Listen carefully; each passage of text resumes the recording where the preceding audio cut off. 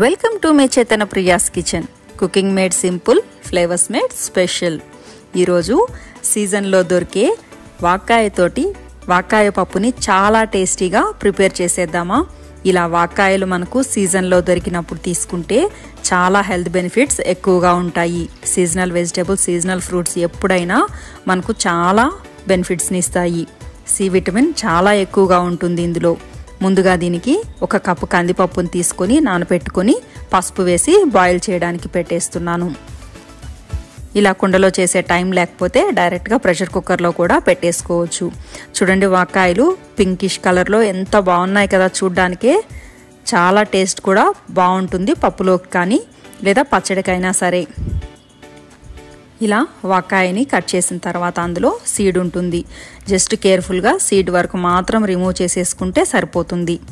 నేను ఒక కప్పు కందిపప్పు తీసుకున్నా కాబట్టి అదే కప్ తోటి వాక్కాయల్ని మెజర్ చేసుకున్నాను. ఇలా వేసుకుంటే పులుపు పర్ఫెక్ట్గా సరిపోతుంది. చింతపండు కూడా వేయాల్సిన అవసరం లేదు.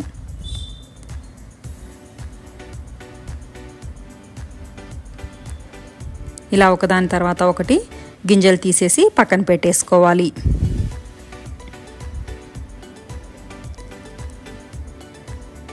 ఇలా కొన్ని వంటల్ని టైం ఉన్నప్పుడు ఓపికగా ఇలా మట్టి కుండల్లో చేసుకుంటే టేస్ట్ చాలా బాగుంటుంది. ఒక ముద్ద ఎక్కువనే అన్నం తింటారు.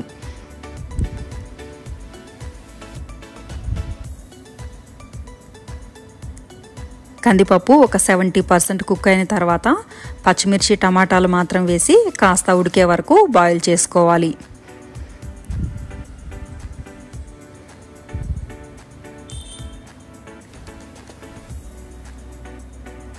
ఈ స్టేజ్లో నేను పచ్చిమిర్చి, టమాటాలను యాడ్ చేస్తున్నాను. వాక్కాయలు కాస్త పుల్లగా ఉంటాయి కాబట్టి కొద్దిగా కారం ఎక్కువ వేసుకుంటే తినే వాళ్ళైతే టేస్ట్ చాలా బాగుంటుంది. టమాటాలు, పచ్చిమిర్చి కూడా ఉడికిన తర్వాత మాత్రమే వాక్కాయలని యాడ్ చేసుకోవాలి. ముందే వాక్కాయలను వేసామంటే తర్వాత కందిపప్పు ఉడకదు.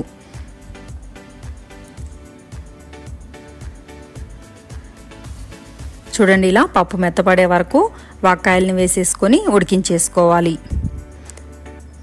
మట్టి కుండలో చేసాం కాబట్టి స్టవ్ మీద నుంచి దించేసిన తర్వాత కూడా కాస్త అలా బాయిలింగ్ ఒక 5 minutes వరకు ఉంటుంది.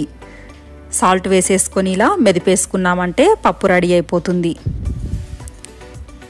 పప్పుకి పోపు లేకుండా ఎలా ముందుగా ఇప్పుడు పోపుని పెట్టేసుకుందాం.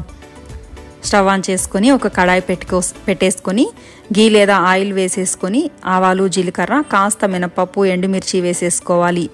ఇవి వేగిన తర్వాత కాస్త ఎక్కువనే వెల్లుల్లి రెబ్బలు కాస్త దంచేసుకొని వేసేసుకోవాలి. కట్ చేసి పెట్టుకున్న ఒక మీడియం సైజ్ ఉల్లిపాయ, కరివేపాకుని వేసేసుకొని ఫ్రై చేసుకోవాలి. కాస్త వెల్లుల్లి కూడా రంగు మారే వరకు ఫ్రై చేసుకున్నామంటే పప్పు పోపు చాలా టేస్ట్గా బాగుంటుంది. చూడండి, పప్పు చాలా చక్కగా ఉంది కదూ. పప్పు అంటే ఎవరికి ఇష్టం ఉండదు చెప్పండి.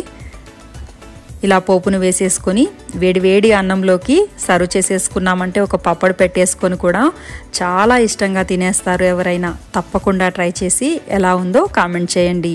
Thank you for watching. Don't forget to like, share, subscribe for more recipes.